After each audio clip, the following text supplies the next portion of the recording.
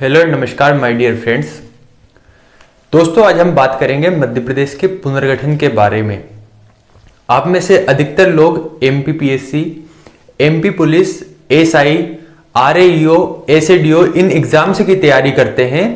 तो इन सभी एग्जाम की दृष्टि से एमपीजीके का जो एक टॉपिक है जिसका नाम है मध्य प्रदेश का पुनर्गठन, ये बहुत महत्वपूर्ण है। देखिए, मध्य प्रदेश के पुनर्गठन को हम दो तरीके से पढ़ सकते हैं। पहला तरीका ये कि हम केवल फैक्ट जाने, और दूसरा तरीका ये कि हम कंसेप्ट को समझे उसके बाद फैक्ट को जाने।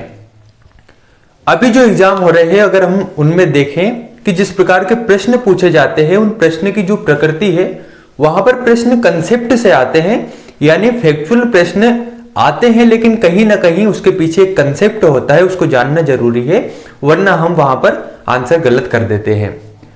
तो आज हम मध्य प्रदेश के पुनर्गठन में किन चीजों को समझेंगे, सबसे पहले उनको जानते हैं।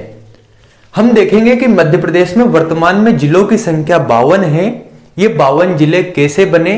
क्या मध्य प्रदेश का जब गठन हुआ उस समय भी 52 जिले थे, या अभी 52 जिले हमें जो देखने को मिलते हैं ये 52 जिले शुरू से थे या बाद में इनका गठन हुआ? दूसरी बात, मध्य प्रदेश में वर्तमान में जो 10 संभाग हैं, इन संभाग का गठन कैसे हुआ? और तीसरी बात यह कि मध्य प्रदेश का क्षेत्रफल 3,08,252 वर्ग किलोमीटर जो हमें देखने को मिलता है, क्या मध्य प्रदेश के गठन के समय यही क्षेत्रफल मध्य प्रदेश का था या इसके अलावा कुछ और क्षेत्रफल था, उसके बारे में हम देखेंगे। अगली बात यह कि मध्य प्रदेश का आप मानचित्र देख पा रहे होंगे, कुछ इस प्रकार से हमारे मध्य प्रदेश का मानचित्र है। तो क्या मध्य प्रदेश के गठन के समय मध्य प्रदेश का ऐसा ही मानचित्र था या इसमें कुछ बदलाव था, उसके बारे में बात करेंगे। तो साथियों, बात करते हैं मध्य प्रदेश के पुनर्गठन के बारे में। अगर मध्य प्रदेश के पुनर्गठन को हमें समझना है तो सबसे पहले हमें 1947 के पहले की स्थिति को जानना होगा, यानी मध्य प्रदेश या कहें राज्यों के गठन के बारे में हमें जानना होगा कि किस प्रकार से भारत के राज्यों का गठन हुआ, और उन्हीं राज्यों में से एक राज्य हमारा मध्य प्रदेश है। तो अगर हम राज्यों के गठन के बारे में जान लेंगे तो हम स्वतः ही हमारे मध्य प्रदेश के गठन के बारे में जान लेंगे। तो सबसे पहले हम 1947 के पहले की स्थिति के बारे में थोड़ा सा समझते हैं, उसके बाद हम बात करेंगे मध्य प्रदेश के पुनर्गठन के बारे में। वहां से कभी कभी क्वेश्चन बनते भी हैं। तो सबसे पहले हम बात करते हैं 15 अगस्त 1947, यानी कि जब हमारा भारत देश आजाद होता है उस समय की स्थिति के बारे में। 1947 की बात करें तो 1947 में आप जानते हैं कि 1947 के पहले भारत ब्रिटिश गवर्नमेंट के अधीन था। तो 1947 में जब हम आजाद हुए तो आजादी के समय हमारे सामने कौन कौन सी चुनौती थी उसके बारे में हम बात करेंगे। देखिए, 1947 के पहले जिस प्रकार के आज आप राज्य देखते हैं, इस प्रकार का कोई भी राज्य नहीं था।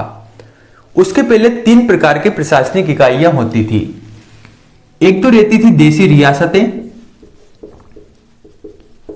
दूसरी चीज थे यहां पर ब्रिटिश प्रांत, और एक चीज हुआ करती थी चीफ कमिश्नरी क्षेत्र। ये 3 प्रशासनिक इकाइयां 1947 से पहले देखने को मिलेगी। पहला है देशी रियासतें, दूसरा ब्रिटिश प्रांत और तीसरा चीफ कमिश्नरी क्षेत्र। देशी रियासतें जहां पर राजा शासन करता था, लेकिन चूंकि ब्रिटिश गवर्नमेंट यहां पर शासन कर रही थी तो ब्रिटिश गवर्नमेंट के माध्यम से राजा शासन करता था, यानी कि यहां पर शासन तो था ब्रिटिश गवर्नमेंट का, लेकिन अप्रत्यक्ष रूप से देखने को मिलता है। तो देशी रियासतों में राजा शासन करता था और ब्रिटिश प्रांत में ब्रिटिश गवर्नमेंट डायरेक्ट रूप से शासन करती थी। और तीसरी इकाई थी चीफ कमिश्नरी क्षेत्र। 1947 में जब भारत आजाद होता है तो भारत के सामने जो सबसे बड़ी समस्या थी या कह सकते चुनौती थी, वह चुनौती यह थी कि इन देशी रियासतों को किस प्रकार से इनका एकीकरण किया जाए और राज्यों में इनको पुनर्गठित किया जाए, यह सबसे बड़ी चुनौती थी। तो लगभग 565 से अधिक देशी रियासतें थी और इन रियासतों को एकीकरण करना हमारे सामने सबसे बड़ी चुनौती थी। इसके साथ ही हमें एक संविधान का भी निर्माण करना था।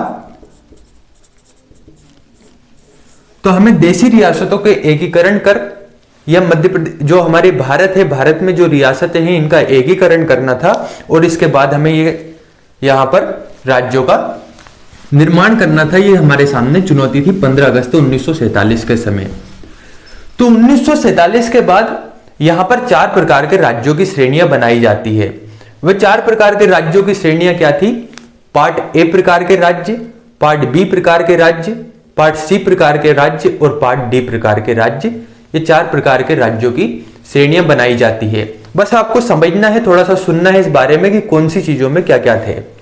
जो पार्ट ए श्रेणी के राज्य थे, इसमें देशी रियासतों को ब्रिटिश प्रांत को रखा गया। जो भी ब्रिटिश प्रांत भारत में थे उनको पार्ट ए में रख दिया गया। पार्ट बी में देशी रियासतों को रखा गया, लेकिन बड़ी देशी रियासतों को रखा गया। पार्ट सी में छोटी देशी रियासतों को रखा गया और पार्ट डी में अंडमान निकोबार द्वीप समूह को रखा गया। तो इस प्रकार से 1947 के बाद जब यहां पर राज्यों की श्रेणियां बनाई गई तो पार्ट ए में ब्रिटिश प्रांत, पार्ट बी में बड़ी देशी रियासतें, पार्ट सी में छोटी देशी रियासतें और पार्ट डी में अंडमान निकोबार द्वीप समूह को रखा गया। इस प्रकार से राज्यों की श्रेणियां बनाई गई या राज्यों का यहां पर गठन किया गया। होता क्या है, 1947 के पहले यहां पर राज्यों के गठन की मांग चल रही थी और राज्यों के गठन की जो मांग थी वे थी भाषाई आधार पर, यानी कि भाषा के आधार पर राज्यों का गठन हो, ऐसी यहां पर मांग चल रही थी। लेकिन 1947 में जब भारत आजाद होता है तो आजादी के बाद यहां पर राज्यों का गठन हम भाषा के आधार पर नहीं करते हैं। तो इसके परिणाम स्वरूप यहां पर आंदोलन होने प्रारंभ हो जाते हैं। जब आंदोलन होना प्रारंभ हुए तो 1947 के बाद में डॉक्टर राजेंद्र प्रसाद, जो कि संविधान सभा के स्थायी अध्यक्ष थे, इनके द्वारा एक आयोग का गठन किया जाता है जिसका नाम था धर आयोग। धर आयोग का यह कार्य था कि भाषा के आधार पर राज्यों के गठन की जो मांग उठ रही है वह मांग उचित है या नहीं, इसके बारे में आपको बतलाना है। तो धर आयोग यहाँ पर गठित होता है और अपनी रिपोर्ट प्रस्तुत करता है। रिपोर्ट प्रस्तुत करके कहता है कि भाषा के आधार पर राज्यों के गठन की मांग उचित नहीं है, अर्थात भाषा के आधार पर आप राज्यों के गठन या राज्यों का गठन नहीं कर सकते। परिणाम स्वरूप राज्यों का गठन नहीं होता है। धर आयोग के बाद यहां पर जैसे ही रिपोर्ट आती है कि भाषा के आधार पर राज्यों का गठन नहीं हो सकता, तो जो आंदोलनकारी थे आंदोलन को थोड़ा सा तीव्र कर देते हैं। तो धर आयोग की जो रिपोर्ट थी इसकी समीक्षा करने के लिए यहां पर एक समिति का गठन होता है। उस समिति का नाम था जेवीपी समिति। इस जेवीपी समिति के कभी कभी सदस्यों का नाम पूछ लिया जाता है, तो जवाहरलाल नेहरू, वल्लभ भाई पटेल और पट्टाभी सीतारामैया ये इसके सदस्य थे। जेवीपी समिति का यह कार्य था कि जो धर आयोग ने रिपोर्ट दी है उसमें कहा गया है कि भाषा के आधार पर राज्यों का गठन नहीं हो सकता, आपको इसे बतलाना है कि यह रिपोर्ट सही है अथवा नहीं, या आपको भी यह बतलाना है कि भाषा के आधार पर क्या वास्तव में राज्यों का गठन हो सकता है अथवा नहीं। जेवीपी समिति भी अपनी रिपोर्ट देती है और रिपोर्ट में कहती है कि भाषा के आधार पर जो राज्यों के गठन की मांग है वह पूर्णतः अनुचित है। जब जेवीपी समिति और धर आयोग दोनों ही भाषा के आधार पर राज्यों के गठन की मांग को यहां पर अनुचित बताते हैं, तो ऐसी स्थिति में आंदोलन और तीव्र हो जाता है। परिणाम क्या होता है कि मद्रास जो प्रांत था, उस समय एक मद्रास प्रांत था, तो मद्रास प्रांत के तेलुगु भाषी लोग और इनके एक नेता थे पोटी श्री रामुल्लू, ये 58 दिन के आमरण अनशन के चलते यहाँ पर इनकी मृत्यु हो जाती है। और जैसे ही इनकी मृत्यु होती है तो आंदोलन तीव्र हो जाता है, आंदोलनकारी और भड़क उठते हैं। परिणाम स्वरूप उस समय भाषा के आधार पर एक राज्य का गठन करना पड़ता है और उस राज्य का गठन हुआ 1 अक्टूबर 1953 को। यह डेट बहुत ही महत्वपूर्ण है, ध्यान रखना कि भाषा के आधार पर पहला राज्य 1 अक्टूबर 1953 को बना और उस राज्य का नाम था आंध्र प्रदेश। तो क्या हुआ, मद्रास प्रांत के तेलुगु भाषियों द्वारा जब आंदोलन किया गया और आंदोलन के जो नेता थे पोटी श्री रामुल्लू, इनकी मृत्यु हो गई, तो मृत्यु के पश्चात यहां पर आंदोलन तीव्र हो जाता है और भाषा के आधार पर पहले राज्य का गठन करना पड़ता है। उस पहले राज्य का नाम था आंध्र प्रदेश। यानी कि 1 अक्टूबर 1953 को भाषा के आधार पर पहला राज्य कौन सा गठित हुआ, 1953। एमपीजी के ही नहीं, जब आप पॉलिटी यानी कि संविधान या भारत की राज्य व्यवस्था पढ़ते हैं तो वहां पर यह प्रश्न पूछा जाता है, इसलिए आपको डेट ध्यान रखना है कि भाषा के आधार पर पहला राज्य कौन सा बना, आंध्र प्रदेश। आंध्र प्रदेश का गठन कब हुआ, 1 अक्टूबर 1953 को। जैसे ही 1 अक्टूबर 1953 को भाषा के आधार पर राज्यों का गठन यानी कि आंध्र प्रदेश का गठन होता है, तो देश के अलग अलग भागों में जहां जहां आंदोलन हो रहा था वहां पर आंदोलनकारी आंदोलन को तीव्र कर देते हैं। परिणाम स्वरूप क्या होता है कि 29 दिसंबर 1953 29 दिसंबर 1953 को एक आयोग का गठन होता है जिसका नाम था राज्य पुनर्गठन आयोग। तो आपको यह ध्यान रखना है कि राज्य पुनर्गठन आयोग का गठन कब हुआ? 29 दिसंबर 1953। तो यहां पर राज्य पुनर्गठन आयोग का गठन होता है 29 दिसंबर 1953 को। राज्य पुनर्गठन आयोग अपने जो प्रावधान प्रस्तुत करता है उन प्रावधानों में कहता है कि 14 राज्य और 6 केंद्र शासित प्रदेशों का गठन होना चाहिए।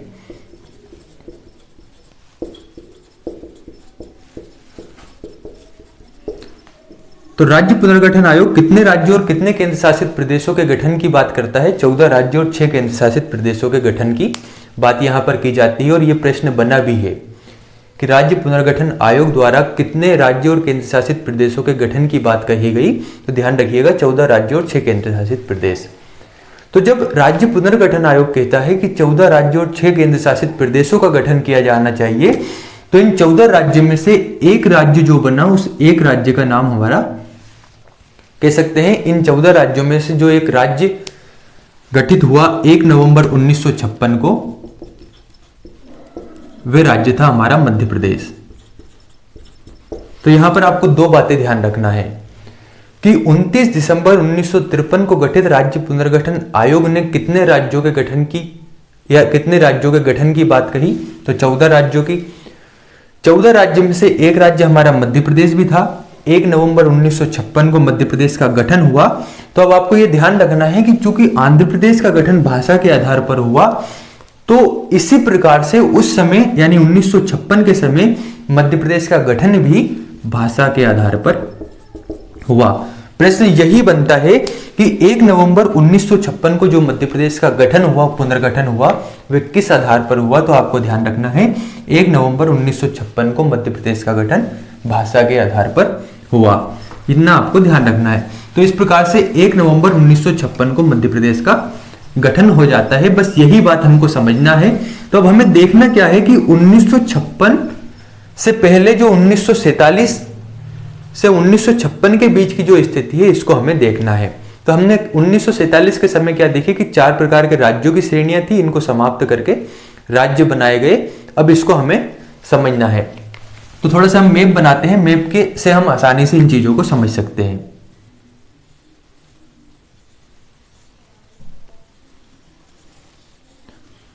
आप चाहे तो यहां पर नोट्स बनाते चले। देखिए, वर्तमान में आप मध्य प्रदेश का कुछ इस प्रकार से मानचित्र देखते होंगे। जब 1947 से 1956 की बात करते हैं, तो 1947 से 1956 के बीच इस प्रकार की स्थिति मध्य प्रदेश की नहीं थी। मध्य प्रदेश का जो क्षेत्रफल था इससे थोड़ा अधिक था, और वह अधिक कितना था? इस प्रकार से मध्य प्रदेश का उस समय क्षेत्र हमें दिखाई देता है।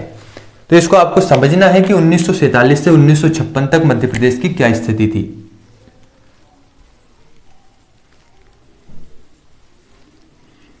अब कुछ इस प्रकार से मध्य प्रदेश की स्थिति को 1947 से 1956 तक देखेंगे।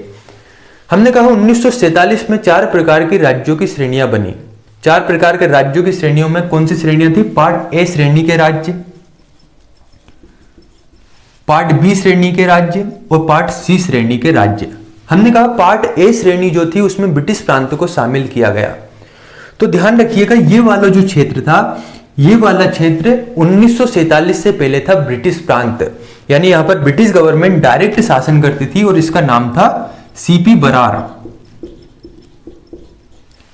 तो सीपी बरार 1947 से पहले ब्रिटिश गवर्नमेंट यहां पर डायरेक्ट शासन करती थी, इसलिए इस ब्रिटिश प्रांत को हमने पार्ट ए श्रेणी में रखा गया। कब? 1947 के बाद।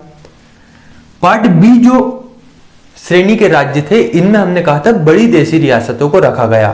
तो यहां पर बहुत सी रियासतें थी, तो इन रियासतों को यहां पर रखा गया और इस क्षेत्र का जो नाम दिया गया वह था मध्य भारत।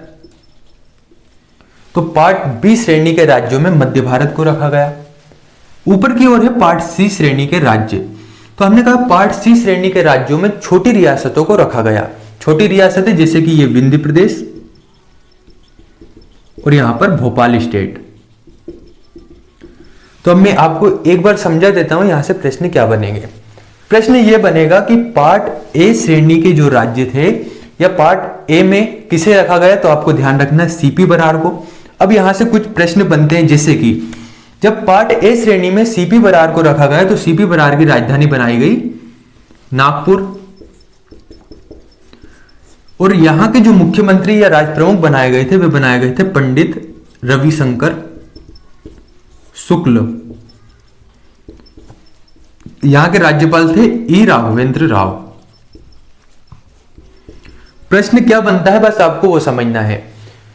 प्रश्न ये बनता है कि सीपी बरार के या सेंट्रल प्रोविंस एंड बरार इसका नाम था, इसकी राजधानी क्या थी, तो इसकी राजधानी थी नागपुर। इसके मुख्यमंत्री किसे बनाया गया था, तो पंडित रविशंकर शुक्ल, और यहां के राज्यपाल कौन थे, तो ई राघवेंद्र राव यहां के राज्यपाल थे। 1947 से 1956 तक की स्थिति की बात कर रहे हैं, अभी मध्य प्रदेश का पुनर्गठन नहीं हुआ है, ठीक है। इसके बाद ये वाला जो क्षेत्र था इसे कहते हैं पार्ट बी, इसे मध्य भारत कहा जाता है। एक बात आपको ध्यान रखना है, अगर क्वेश्चन बनता है कि 1956 से पूर्व मध्य प्रदेश को किस नाम से जाना जाता था, तो उससे पहले मध्य प्रदेश को मध्य भारत के नाम से जाना जाता था। तो ये वाला है मध्य भारत वाला क्षेत्र। मध्य भारत की अगर हम बात करें तो मध्य भारत की दो राजधानी थी। मध्य भारत की दो राजधानी कौन सी, पहली राजधानी थी इंदौर और दूसरी राजधानी थी ग्वालियर। प्रश्न बस यही पूछा जाता है कि मध्य भारत की राजधानी क्या थी, तो ध्यान रखना एक तो थी इंदौर, एक थी ग्वालियर। तो यहां पर 6 माह इंदौर राजधानी रहती थी और 6 माह ग्वालियर राजधानी रहती थी। इसके बाद जो दूसरा प्रश्न बनता है कि मध्य भारत के राज प्रमुख कौन थे, तो मध्य भारत के राज प्रमुख थे लीलाधर सेठ। यह आपको ध्यान रखना है। अब देखिए यहां पर समझने के लिए बहुत कुछ है, जैसे कि 22 अप्रैल 1948 को 25 रियासतों को मिलाकर बनाया गया, लेकिन हमारी परीक्षा की दृष्टि से वह महत्वपूर्ण नहीं है, तो हम उसी चीज को पढ़ेंगे जो हमारी परीक्षा की दृष्टि से महत्वपूर्ण है। तो सीपी बरार की राजधानी नागपुर, मध्य भारत की राजधानी थी इंदौर और ग्वालियर। पार्ट सी स्टेट यहां पर है, तो पार्ट सी स्टेट में दो चीजों को शामिल किया गया, एक तो विंध्य प्रदेश को और दूसरा भोपाल स्टेट को। तो हम यहां पर बात करेंगे पार्ट सी स्टेट की। जो पार्ट सी स्टेट था, पार्ट सी स्टेट में सबसे पहले विंध्य प्रदेश की अगर हम बात करें तो विंध्य प्रदेश की जो राजधानी बनाई गई थी वह राजधानी थी रीवा। यह आपको लिखते चलना है कि विंध्य प्रदेश की राजधानी थी रीवा। बुंदेलखंड और बघेलखंड वाला जो ये क्षेत्र है, यहां पर लगभग 38 रियासतों को मिलाकर विंध्य प्रदेश को बनाया गया। इसकी राजधानी रीवा बनाई गई और यहां के जो राज प्रमुख बनाए गए वे बनाए गए थे पंडित शंभुनाथ शुक्ल, ठीक है। तो ये हो गया विंध्य प्रदेश। विंध्य प्रदेश की राजधानी रीवा बनाई गई और यहां के राज प्रमुख बनाए गए पंडित शंभुनाथ शुक्ल को। इसके बाद भोपाल स्टेट की बात करते हैं, तो भोपाल स्टेट से जो प्रश्न पूछा जाता है वो ये पूछा जाता है कि भोपाल स्टेट को भारत संघ में कब इसका विलय किया गया। तो ध्यान रखिएगा 1 जून 1949 को भोपाल का विलय भारत संघ में किया गया। तो अब हमें क्या समझना है, हमें सिर्फ इतना ध्यान रखना है कि 1947 से 1956 के बीच अगर मध्य प्रदेश की बात करें तो मध्य प्रदेश में यहां पर 3 प्रकार के राज्यों की श्रेणियां थी, part A state, part B state और part C state. Part A state की राजधानी नागपुर थी, इसके राज प्रमुख या इसके मुख्यमंत्री पंडित रविशंकर शुक्ल थे और इसके राज्यपाल ई राघवेंद्र राव थे। इसका नाम था CP Berar, central province and Berar. Part B की बात करें तो इसे मध्य भारत कहा जाता था और मध्य भारत की राजधानी इंदौर और ग्वालियर थी। 6 माह इंदौर 6 माह ग्वालियर रहती थी। पार्ट सी जो प्रांत था या पार्ट सी जो स्टेट था उसमें विंध्य प्रदेश और भोपाल स्टेट को शामिल किया गया। विंध्य प्रदेश की राजधानी रीवा, इसके राज प्रमुख पंडित शंभुनाथ शुक्ल बनाए गए और पार्ट सी भोपाल स्टेट को 1 जून 1949 को भारत संघ में इसका विलय किया गया। इतना आपको ध्यान रखना है और इसी प्रकार से प्रश्न बनेंगे। अब चूंकि हमने 1956 तक की स्थिति तो देखी, तो अब हम बात करते हैं 1956 के बाद की स्थिति के बारे में। तो हमने देखा 29 दिसंबर 1953 को राज्य पुनर्गठन आयोग का गठन हुआ और राज्य पुनर्गठन आयोग के गठन के बाद जैसे ही इसका गठन होता है तो 1 नवंबर 1956 को मध्य प्रदेश का गठन होता है। तो ध्यान रखना 1 नवंबर 1956 को मध्य प्रदेश का पुनर्गठन हुआ। अगर प्रश्न बनता है कि मध्य प्रदेश का स्थापना दिवस है तो मध्य प्रदेश का स्थापना दिवस 1 नवंबर 1956 है। किस प्रकार से मध्य प्रदेश का पुनर्गठन किया गया? तो इस प्रकार का आकार 1956 तक मध्य प्रदेश का था, इसमें कुछ परिवर्तन किया गया और मध्य प्रदेश का गठन किया गया। उस परिवर्तन को हमें देखना है। सबसे पहले हुआ क्या कि ये जो पार्ट ए स्टेट था, इस पार्ट ए स्टेट में थोड़ा सा परिवर्तन किया गया। वह परिवर्तन क्या था? ये वाला जो आप क्षेत्र देख पा रहे होंगे, इस वाले क्षेत्र का एक नाम है विदर्भ। इस विदर्भ में है 8 जिले। इस विदर्भ में उस समय 8 जिले थे। तो इन 8 जिलों को यहां पर है महाराष्ट्र राज्य, उस समय इसे मुंबई कहा जाता था।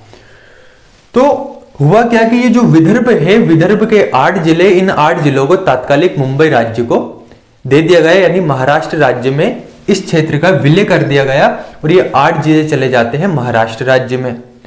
परिणाम स्वरूप होता क्या है, यहां से कितना भाग मध्य प्रदेश में मिलाया जाता है? ये वाला जो क्षेत्र है, अगर हम इसको हटा देते हैं तो इतना भाग मध्य प्रदेश में मिला लिया जाता है। पार्ट ए में इतना परिवर्तन किया गया।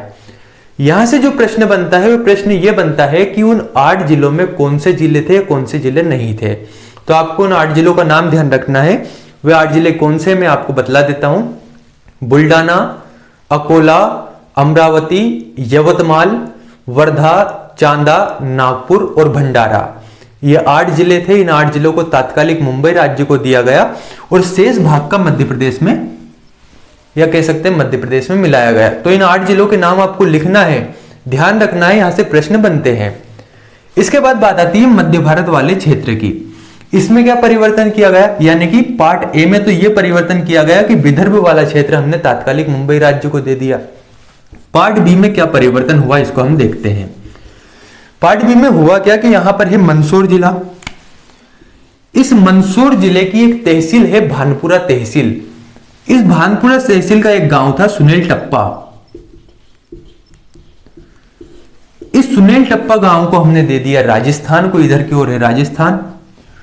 और राजस्थान का जो कोटा जिला है, यहां पर है कोटा जिला। इस कोटा जिले की एक तहसील है सिरोंज तहसील। इस सिरोंज तहसील को हमने विदिशा में मिला लिया। बाकी जो क्षेत्र बचा हुआ है उस संपूर्ण क्षेत्र का हमने मध्य प्रदेश में विलय कर लिया, मध्य प्रदेश में मिला लिया। तो अब आपको 2 बातें ध्यान रखना है। जो प्रश्न यहां से बनता है उसको समझिए।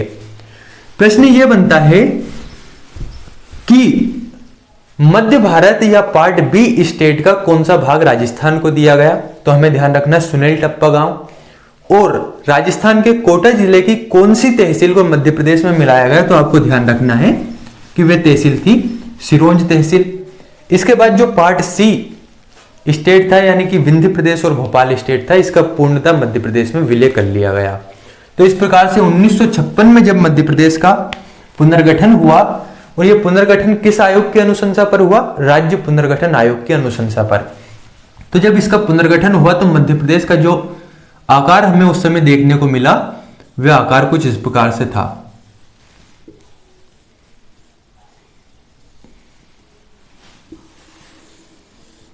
इस प्रकार का आकार हमें 1956 में मध्य प्रदेश का देखने को मिलता है।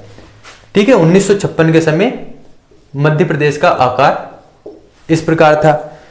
इस समय की कुछ बातें करते हैं जो हमें यहां पर प्रश्न पूछे जाते हैं। जैसे कि सबसे पहले जो प्रश्न यह पूछा जाता है कि जब मध्य प्रदेश का पुनर्गठन हुआ तो पुनर्गठन के समय मध्य प्रदेश में टोटल जिलों की संख्या कितनी थी?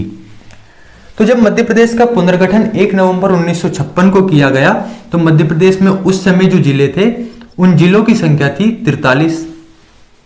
ध्यान रखना है, यह प्रश्न बनता है। इसके बाद पूछा जाता है संभाग की संख्या कितनी थी? तो संभाग थे 8। इसके बाद पूछा जाता है कि मध्य प्रदेश का क्षेत्रफल कितना था?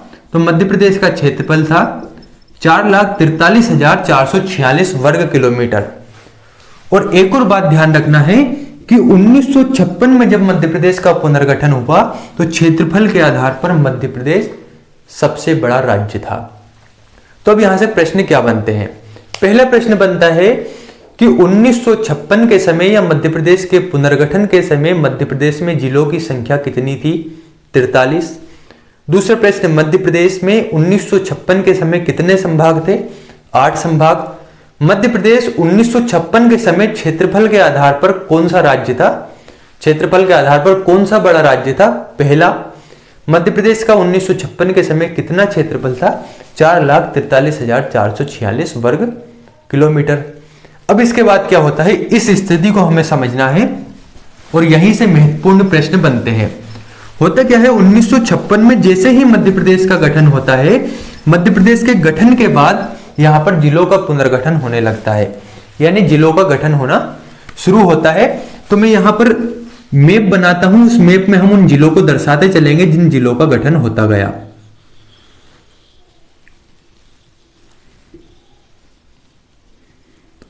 आप एमपी का मैप साथ में रख सकते हैं ताकि आप उन जिलों को यहां पर देखते चले।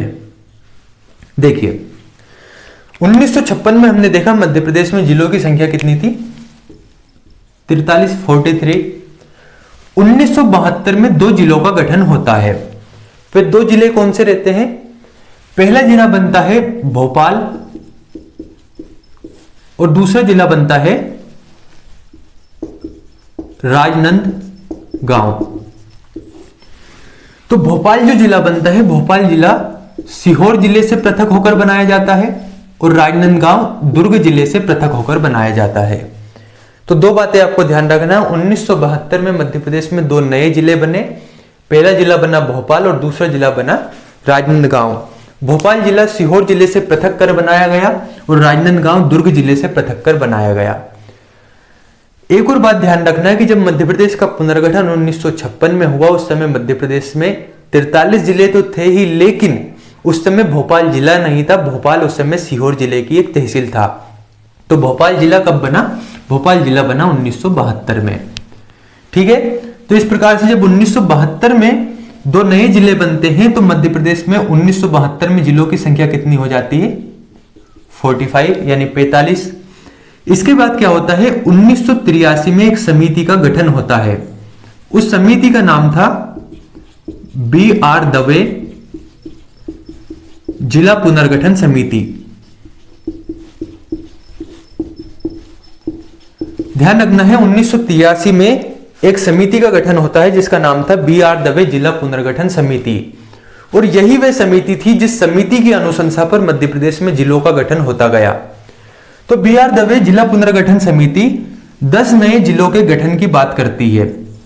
वे 10 नए जिले कौन कौन से बनाए जाते हैं उनके बारे में हम देखेंगे। 25 मई 1998 को BR दवे जिला पुनर्गठन समिति की अनुशंसा पर 10 नए जिले बनते हैं। उन 10 नए जिलों में से जो हमारा मध्य प्रदेश है, इस मध्य प्रदेश में 4 जिले हैं। तो हमें 6 जिलों के बारे में नहीं जानना है, उनका नाम नहीं देखना है, वहां से प्रश्न नहीं बनते। हमें यह ध्यान रखना है कि BR दवे जिला पुनर्गठन समिति ने कितने जिलों का गठन किया? 10 जिलों का। उन 10 जिलों में से वर्तमान मध्य प्रदेश में 4 जिले हैं। वे 4 जिले कौन कौन से हैं? पहला जिला बना बड़वानी, दूसरा जिला बना कटनी, तीसरा जिला बना श्योपुर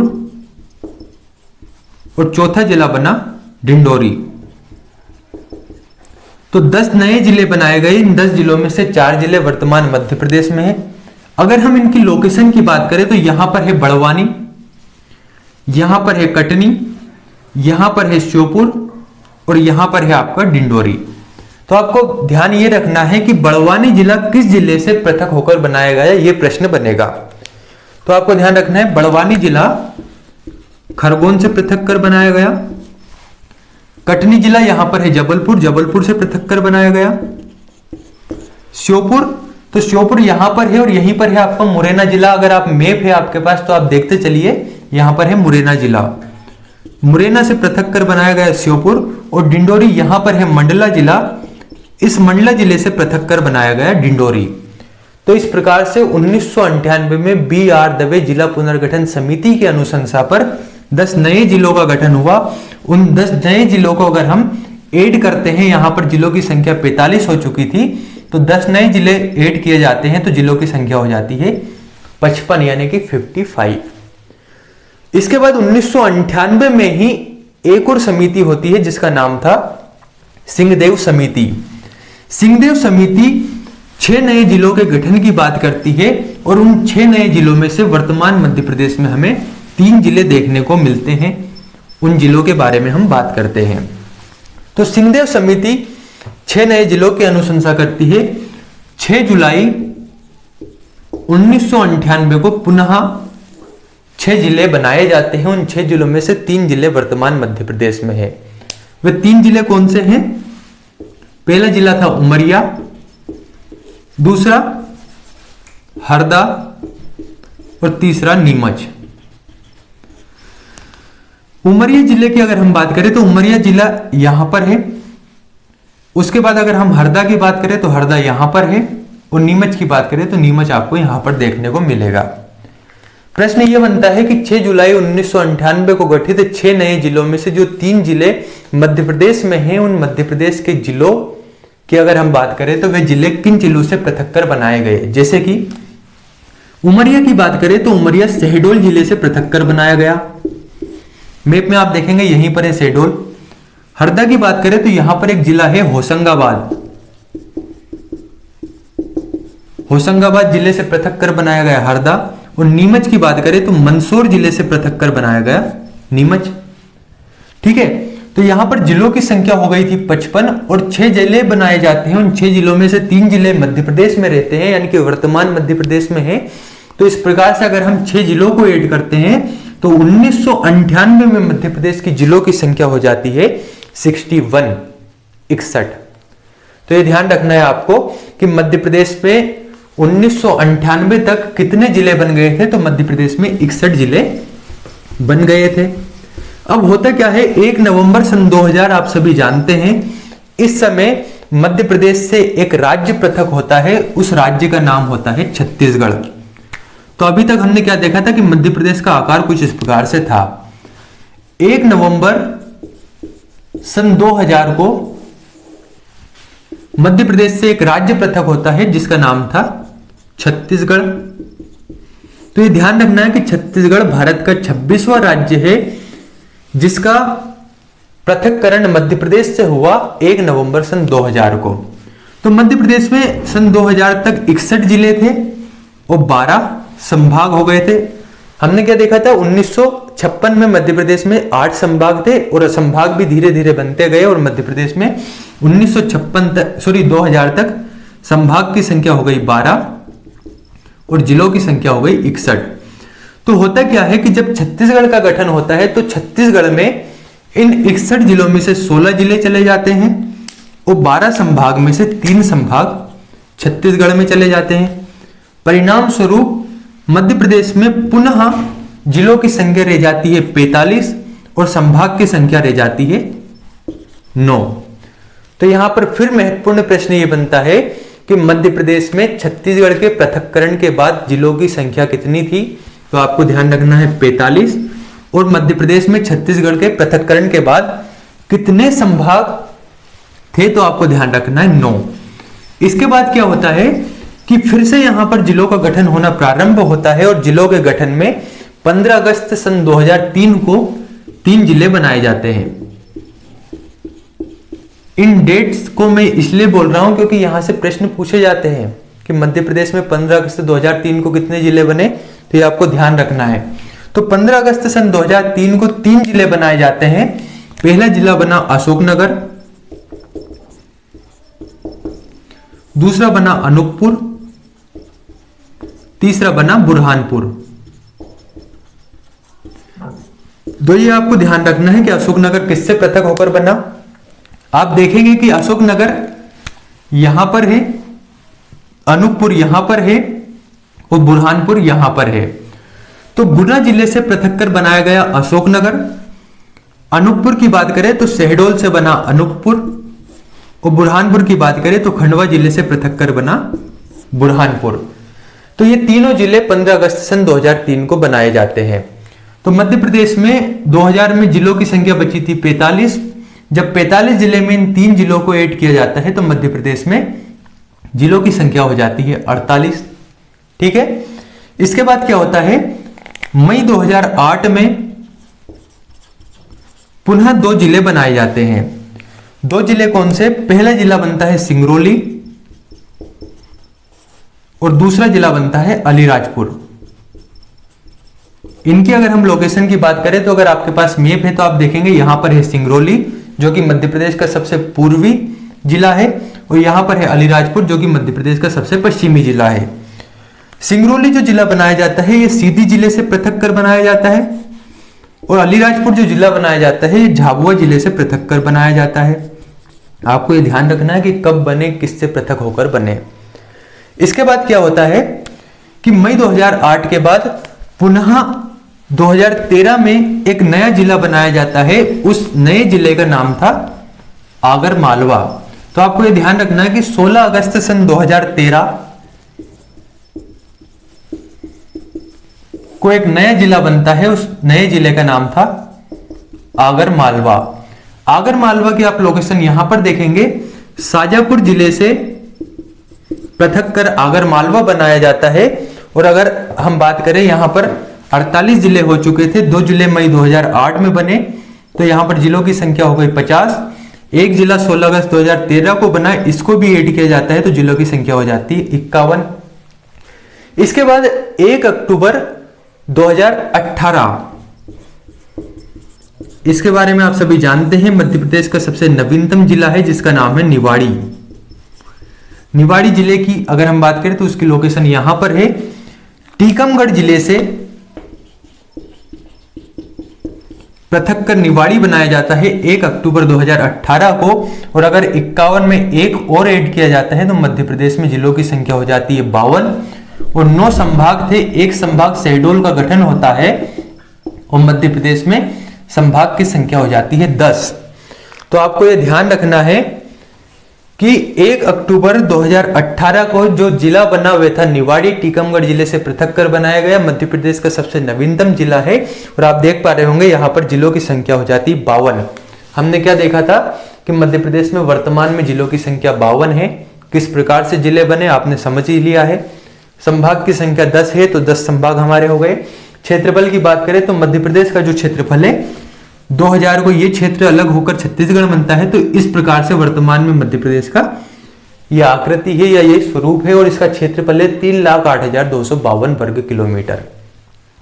तो अगर आप इसको बहुत ही ध्यान से अगर देख पा रहे होंगे तो आपने देखा कि 1956 में जब गठन हुआ तो 43 जिले थे, 2000 में जब पुनः पुनर्गठन हुआ तो 45 जिले थे, और वर्तमान में मध्य प्रदेश में 52 जिले हैं। किस प्रकार से यहाँ पर इनका गठन हुआ। अब यहाँ पर जो प्रश्न बनते हैं थोड़ा सा उन प्रश्नों की बात करते हैं। पहला प्रश्न यह बन सकता है कि मध्य प्रदेश की स्थापना कब हुई, तो ध्यान रखना 1 नवंबर 1956 को। मध्य प्रदेश के गठन के समय जिलों की संख्या कितनी थी? 43 यानी 43।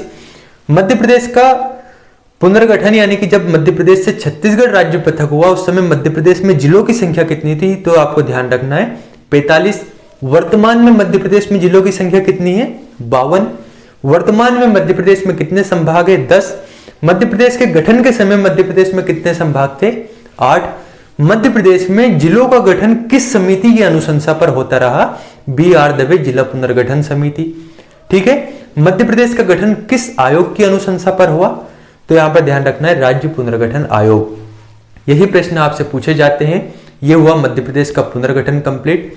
अगले वीडियो में बात करेंगे, या फिर आप कमेंट करके बता सकते हैं कि आपको कौन सा टॉपिक पढ़ना है, उसके बारे में हम बात करेंगे। धन्यवाद।